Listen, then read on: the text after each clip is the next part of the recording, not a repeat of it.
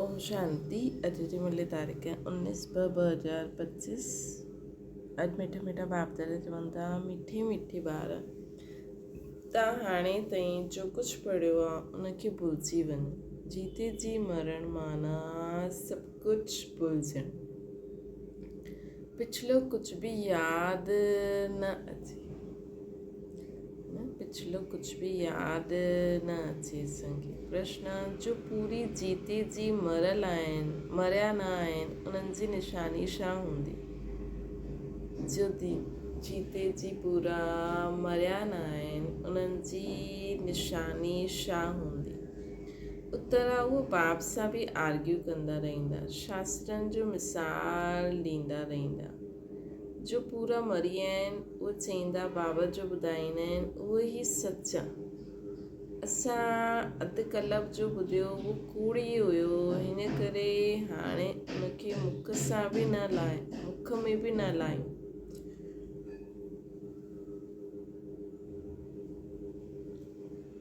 बाबा चई hear no evil, see no evil, talk no evil, do no evil.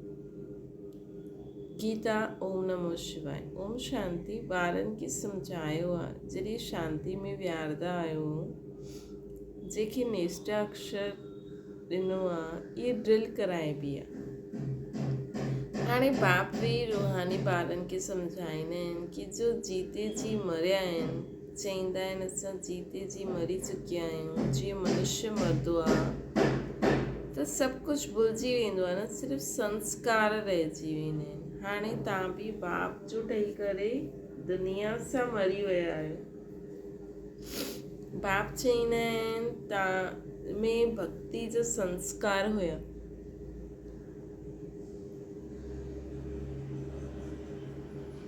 उहे संस्कार बदिलनि था। जो जीते जी तव्हां मरंदा त जीते जी तव्हां मरंदा आहियो न। मरण सां मनुष्य पढ़ो सभु कुझु भुलिजी वेंदो आहे। पोइ ॿिए जन्म में नए सिर पढ़णो हूंदो आहे। बाप बि चईंदा आहिनि तव्हां जो कुझु पढ़िया आहियो उहो सभु भुलिजी वञो। तव्हां त बाप जा ठहिया आहियो। मां तव्हांखे नई ॻाल्हियूं ॿुधायां थो त हाणे वेद शास्त्र आदि ग्रंथ जप तप आदि इहे सभु ॻाल्हियूं भुलिजी वञो। हिन करे ई चइबो आहे hear no evil, see no evil. इहे तव्हां ॿारनि जे लाइ आहिनि। कई ॾाढा शास्त्र आदि पढ़ियल आहिनि, पूरो न मरिया आहिनि त फालतू आर्ग्यू कंदा आहिनि। मरी विया पोइ कॾहिं आर्ग्यू न कंदा, चईंदा बाबा जो ॿुधाइनि था उहो ई सच आहे। बाक़ी सभु कुझु बाक़ी ॻाल्हियूं असां मुख में छो लायूं, हीअं चईंदा। बाप चईंदा आहिनि इहे मुख में लायो ई न। Hear no evil. बाप डायरेक्शन ॾिनो अथई कुझु बि ॿुधो न। चओ असां हाणे ज्ञान जे सागर जा ॿार ठहिया आहियूं त भक्ति छो यादि करो। असां हिकु भॻवान खे यादि कंदा आहियूं। बाबा चयो अथई भक्ति मार्ग खे भुलिजी वञो। मां तव्हांखे सहज ॻाल्हि ॿुधाईंदो आहियां कि मुंहिंज बीज खे यादि करो त झाड़ सॼो ॿुधी में अची ई वेंदो। तव्हांजी मुख्य आहे ई गीता। गीता में बि आहे भॻवान जी सम्झानी। गीता में बि भॻवान जी सम्झानी आहे। हाणे इहे नई ॻाल्हियूं आहिनि। नई ॻाल्हियुनि ते हमेशह ज़्यादा ध्यानु ॾिबो आहे न। आहे बि ॾाढी सिंपल ॻाल्हि। सभिनि खां वॾी ॻाल्हि आहे यादि करण जी। घड़ी घड़ी चइणो पए मनमना भव। बाप खे यादि करो। इहे ई ॾाढी गुह्य ॻाल्हियूं आहिनि। इन्हनि में ई विघ्न पवंदो आहे न। घड़ी घड़ी चइणो पए मनमना भव। बाप खे यादि करो। इहे ई ॾाढी गुह्य ॻाल्हियूं आहिनि। इन्हनि में ई महिनत, इन्हनि में ई विघ्न पवंदा आहिनि। ॾाढा ॿार आहिनि जो सॼो ॾींहुं 2 मिंट बि यादि न कंदा आहिनि। बाप जो ठहींदे बि सुठो कर्म न कंदा त यादि बि न कंदा न, विक्रम कंदा रहंदा आहिनि। बुद्धि में वेंदो ई न आहे त चईंदा इहे बाप जी आज्ञा जो निरादर आहे, पढ़ी न सघंदा, उहो ताक़त न मिलंदी आहे। जिस्मानी पढ़ाई सां बि बल मिलंदो आहे। पढ़ाई आहे सोर्स ऑफ इनकम। शरीर निर्वाह थींदो आहे सो बि अल्पकाल जे लाइ, है न। शरीर निर्वाह थींदो आहे सो बि अल्पकाल जे लाइ। कई पढ़ंदे पढ़ंदे मरी वेंदा आहिनि त उहा पढ़ाई थोरी साथ खणी वेंदा। ॿिए जन्म में पोइ नए सिर पढ़णो पए, ॿिए जन्म में पोइ नए सिर पढ़णो पए। हिते त तव्हां जेतिरो पढ़ंदा उहो साथ खणी वेंदव, छो कि तव्हां प्रारब्ध पाईंदा आहियो ॿिए जन्म में। बाक़ी त उहो सभु आहे भक्ति मार्ग। छा छा चीजूं आहिनि इहे कोई ॼाणंदो न आहे। रूहानी बाप तां रूहनि खे वेही ज्ञान ॾींदा आहिनि। हिकु ई बार बाप सुप्रीम रूह अची करे रूहनि खे नॉलेज ॾींदा आहिनि, जंहिंसां विश्व जा मालिक ठही वेंदा आहिनि। भक्ति मार्ग में स्वर्ग थोरी हूंदो आहे। हाणे त धणी जा ठहिया आहियो न। माया कई बार ॿारनि खे बि निधन जो ठाहे ॾींदी आहे। नंढी नंढी ॻाल्हियुनि में आपस में लड़ी पईंदा आहिनि। बाप जी यादि में न रहंदव त जीअं निधन जा ई ठहिया न। निधन जो ठहियो त ज़रूरु कुझु न कुझु पाप करे ॾींदव। बाप चईंदा आहिनि मुंहिंजो ठही करे मुंहिंजो नाम बदनाम न करो। हिकु ॿ सां ॾाढो प्यार सां हलो, उल्टो सुल्टो न ॻाल्हायो। बाप खे ईअं अहिल्याऊं कुब्जाऊं भीलियाऊं जो बि उद्धार करिणो पवंदा आहिनि। चईंदा आहिनि भीलनी जे बेर खाधई। हाणे ईअं न भीलनी जा थोरी खाई सघंदा, हाणे ईअं ई भीलनी जा थोरी खाईंदा। भीलनी सां जॾहिं ब्रह्मणी ठहे त पोइ छो न खाईंदासीं। इन करे ब्रह्मा भोजन जी महिमा आहे। शिव बाबा त खाईंदा न, उहो त अभोक्ता आहे। बाक़ी रत त खाईंदो आहे न। तव्हां ॿारनि खे कोई सां आर्ग्यू करण जी दरकार न आहे। हमेशह पंहिंजे खे सेफ साइड में रखिणो खपे। अक्षर ई ॿ आहिनि, शिव बाबा चईंदा आहिनि। शिव बाबा खे रुद्र चइबो आहे न। रुद्र ज्ञान यज्ञ सां विनाश ज्वाला निकिरे त रुद्र भगवान थियो न। शिव बाबा खे रुद्र चइबो आहे। रुद्र ज्ञान यज्ञ सां विनाश ज्वाला निकिरंदी आहे त रुद्र भगवान थियो न शिव बाबा। श्री कृष्ण खे रुद्र न चईंदासीं। विनाश बि कोई श्री कृष्ण न कराईंदा आहिनि। बाप ई स्थापना विनाश पालना कराईंदा आहिनि। ख़ुदि कुझु न कंदा आहिनि, न त दोष पइजी वञे। उहो त करनि करावन वारा न। बाप चईंदा आहिनि असां कोई चईंदा न आहियूं कि विनाश करो। ये सॼो ड्रामा में नूंद आहे। शंकर कुझु कंदो आहे छा? कुझु बि न। ये सिर्फ़ु गायन आहे शंकर द्वारा विनाश। बाक़ी विनाश त उहो आपे ई करे ॾींदा आहिनि। इहे अनादि ठहियल ड्रामो आहे जो सम्झाइबो आहे। रचयिता बाप खे ई सभु भुलिजी विया आहिनि। चईंदा आहिनि गॉड फादर रचयिता आहे, परंतु उन्हनि खे ॼाणंदा ई न आहिनि। सम्झंदा आहिनि कि उहो दुनिया क्रिएट कंदा आहिनि। बाप चईंदा आहिनि मां क्रिएट न कंदो आहियां, मां चेंज कंदो आहियां। कलयुग खे सतयुग ठाहींदो आहे। मां संगम ते ईंदो आहे, जंहिंजे लाइ ॻायल आहे सुप्रीम ऑस्पिशियस युग। भगवान कल्याणकारी सभिनि जो कल्याण कंदा आहिनि, परंतु कीअं ऐं छा कल्याण कंदा आहिनि इहे कुझु बि न ॼाणंदा आहिनि। अंग्रेजी में चईंदा आहिनि लिबरेटर गाइड, परंतु अर्थ कुझु न सम्झंदा आहिनि कि भगवान खे लिबरेटर गाइड छो चईंदा आहिनि। चईंदा आहिनि भक्ति खां पोइ भगवान मिलंदो, सदगति मिलंदी। सर्व जी सदगति त कोई मनुष्य करे न सघे। न त परमात्मा की पतित पावन सर्व जो सदगति दाता छो चऊं, है न। सर्व जी सदगति कोई मनुष्य न करे सघे, न त परमात्मा खे पतित पावन सर्व जी सदगति दाता छो चऊं। बाप खे कोई बि ॼाणंदो ई न आहे। निधन जा ठही आहिनि न। बाप सां विपरीत बुद्धि आहिनि। हाणे बाप छा करे? बाप ख़ुदि मालिक आहे। उन्हनि जी शिव जयंती बि भारत में ई मल्हाईंदा आहिनि। बाप चईंदा आहिनि मां ईंदो आहियां भक्तनि खे फल ॾियण, ईंदो बि भारत में ई आहियां। अचण लाइ मूंखे शरीर त ज़रूरु खपे। प्रेरणा सां कुझु थींदो आहे छा? प्रेरणा सां कुझु थोरी थींदो आहे। हिन में प्रवेश करे हिन जे मुख सां तव्हांखे ज्ञान ॾींदो आहे, है न। गऊ मुख जी ॻाल्हि न आहे, इहा त हिन मुख जी ॻाल्हि आहे, है न। बाबा चवनि था हिते गऊ मुख जी ॻाल्हि न आहे, इहा त हिन मुख जी ॻाल्हि आहे, मतिलबु ब्रह्मा बाबा जे मुख जी ॻाल्हि आहे। मुख त मनुष्य खे खपे न, मुख त मनुष्य जो खपे न कि जानवर जो। एतिरो बि बुद्धि सां कमु न, एतिरी बि बुद्धि कमु न कंदी आहे। बाबा चवनि था ॾिसो माण्हुनि जी कि जानवर जे मुख सां भॻवानु कीअं ज्ञान ॾींदो। ॿियो तरफ़ पोइ भागीरथ ॾेखारींदा आहिनि, उहो कीअं ऐं कॾहिं ईंदा आहिनि जरा बि कंहिंखे पतो न आहे। त बाप ॿारनि खे वेही सम्झाईंदा आहिनि कि तव्हां मरियो त भक्ति मार्ग खे हिकदमि भुलिजी वञो। शिव भॻवान वाच्य मूंखे यादि करो त विक्रम विनाश थी वञनि। मां ई पतित पावन आहियां, तव्हां पवित्र थी वेंदव पोइ मां सभिनि खे वठी वेंदुमि। तव्हां पवित्र थी वेंदव पोइ मां सभिनि खे वठी वेंदुमि। मेन त असां आत्माऊं जो मुख्य निमित्त आहिनि न, ब्रह्मण आत्माऊं। उहा जॾहिं रेडी थी वेंदियूं पोइ त सभिनि खे सेकेंड में सभु पतो लॻी वेंदो ऐं बाबा वठी हलंदा। मैसेज घर घर में ॾियो। बाप चईंदा आहिनि मूंखे यादि करो त विक्रम विनाश थिए, तव्हां पवित्र ठही वेंदव।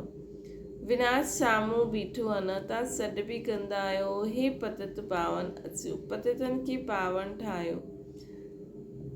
राम राज्य जी स्थापना करो, रावण राज्य सां मुक्त करो। उहो हर हिकु पंहिंजे लाइ कोशिश कंदा आहिनि। बाप त चईंदा आहिनि मां अची करे सर्व जी मुक्ति कंदो आहियां। सभी 5 विकार रूपी रावण जी जेल में पिया आहिनि, मां सर्व जी सदगति कंदो आहियां।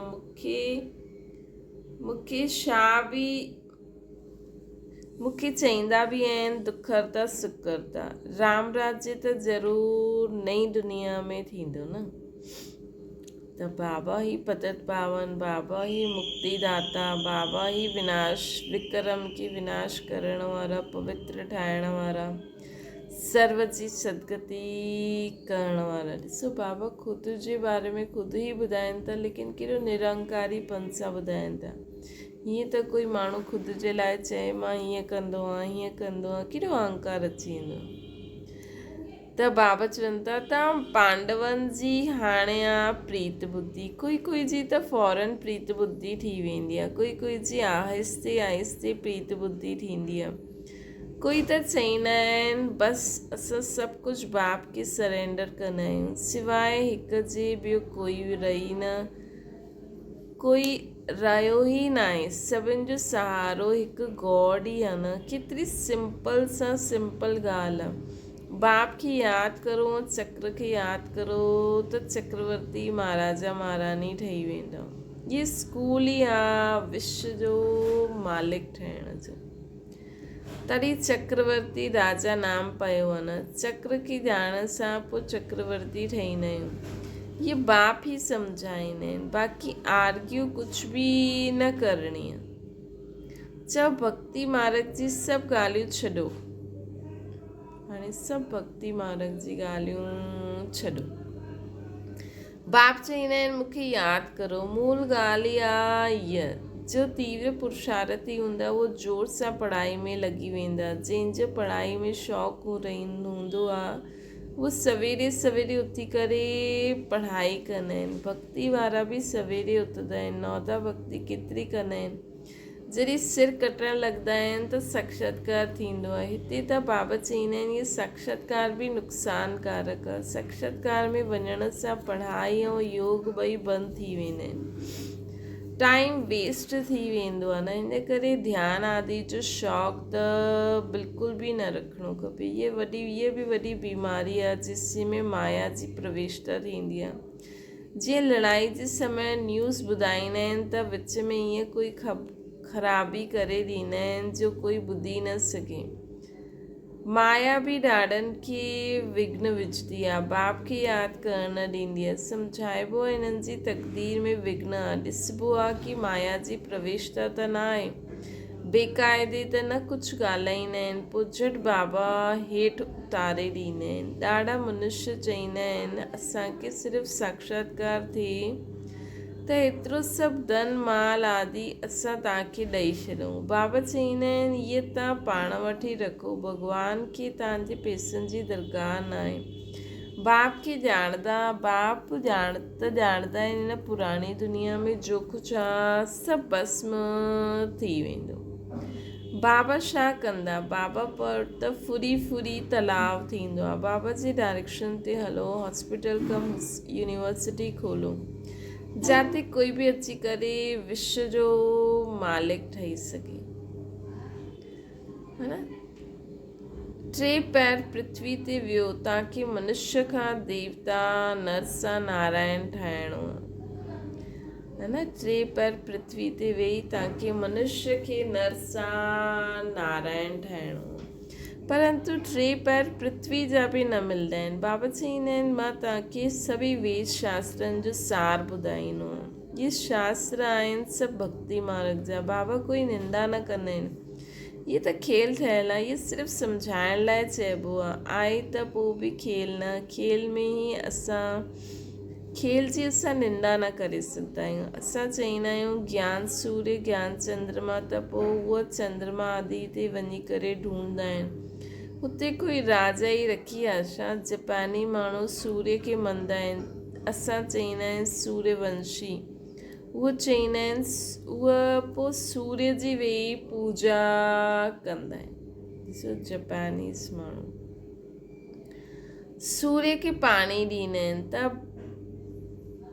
अॼु हिते त भारतवासी ईअं कंदा आहिनि न, सूर्य खे पाणी ॾींदा आहिनि। त बाबा ॿारनि खे सम्झायो अथई कोई ॻाल्हि में जास्ती आर्ग्यू न करणी खपे।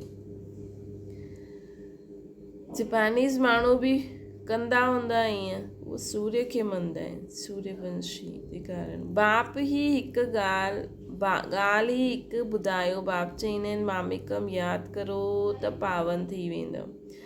हाणे रावण राज्य में सभी पतित आहिनि, परंतु पंहिंजे खे पतित कोई मञंदो थोरी आहे। ॿार तव्हांजी हिकु अख में आहे शांती धाम, ॿिए अख में आहे सुख धाम, बाक़ी हिन दुख धाम खे भुलिजी वञो। तव्हां आहियो चैतन्य लाइट हाउस। हाणे प्रदर्शनी में बि नाम रखियलु आहे भारत दी लाइट हाउस, लेकिन उहो कोई थोरी सम्झंदा। तव्हां हाणे लाइट हाउस आहियो न, पोर्ट ते लाइट हाउस स्टीमर जो खे रास्तो ॿुधाईंदा आहिनि न, है न। पोर्ट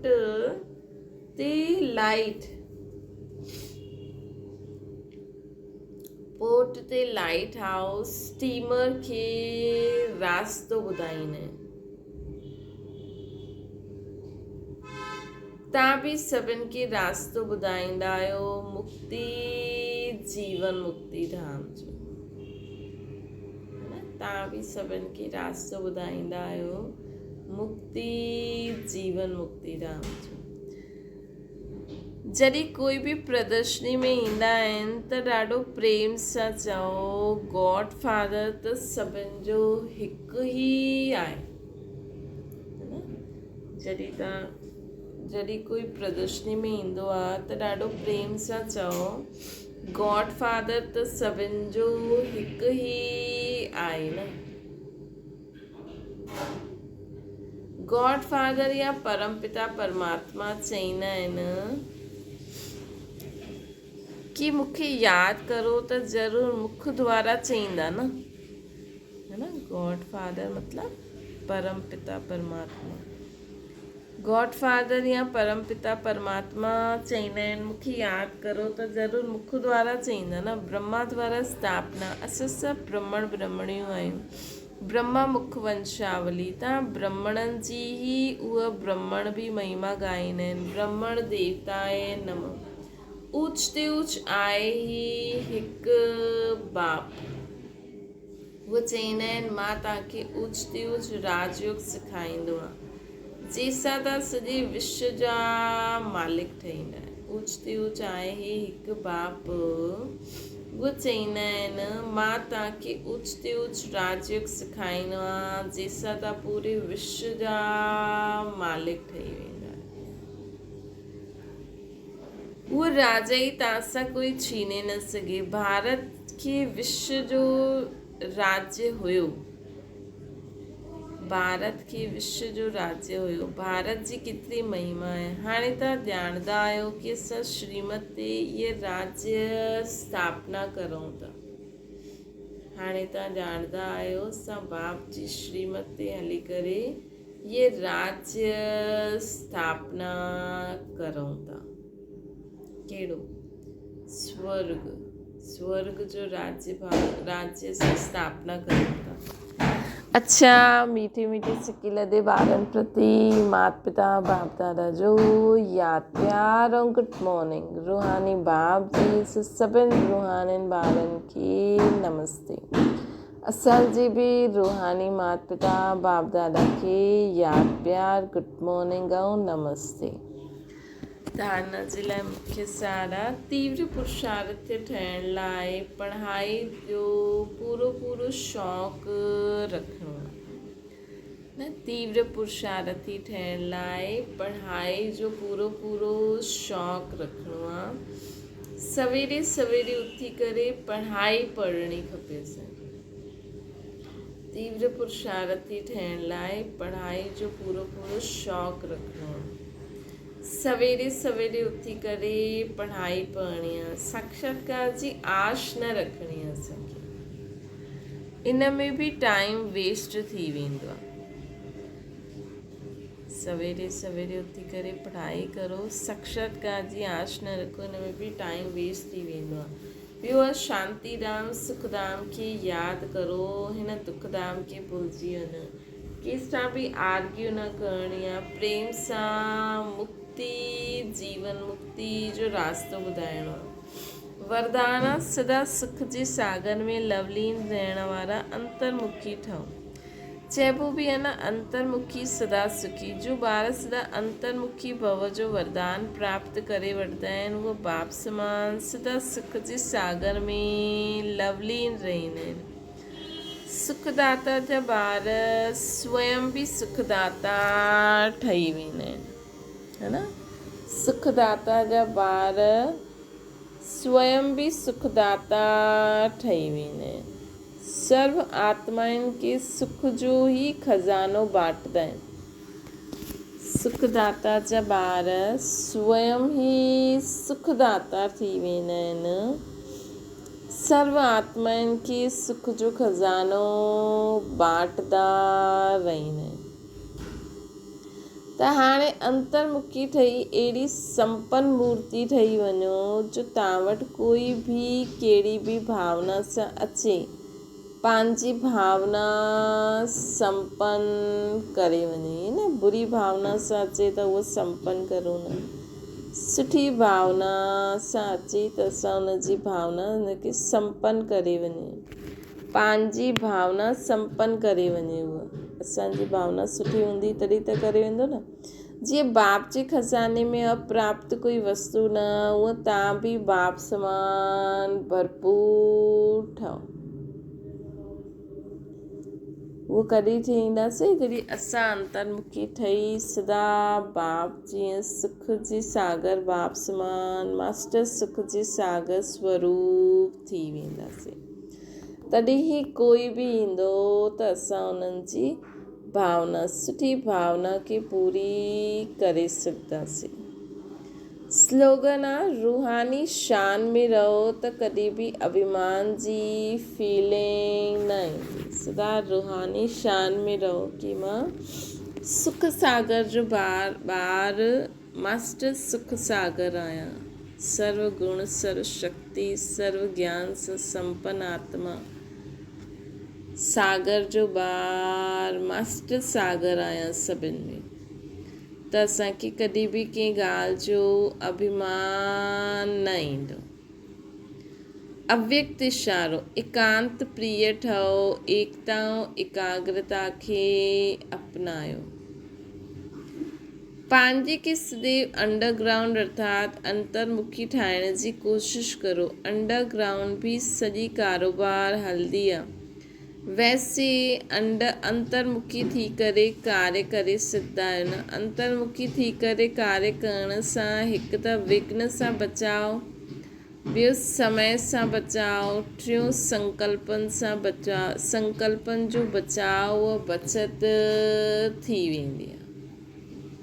अंतर्मुखी थी करे कर्म करण सां विघ्ननि सां बचाव, समय जो बचाव, संकल्पनि जो बचाव, बचत थी वेंदी आहे। एकांतवासी भी ऐं साथ साथ रमणीकता भी एतिरी ई थी वेंदी आहे।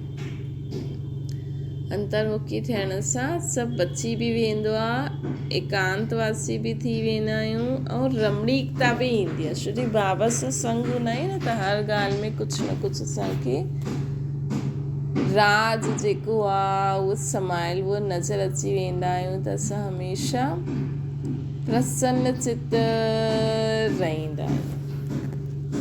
अच्छा, ओम शांति।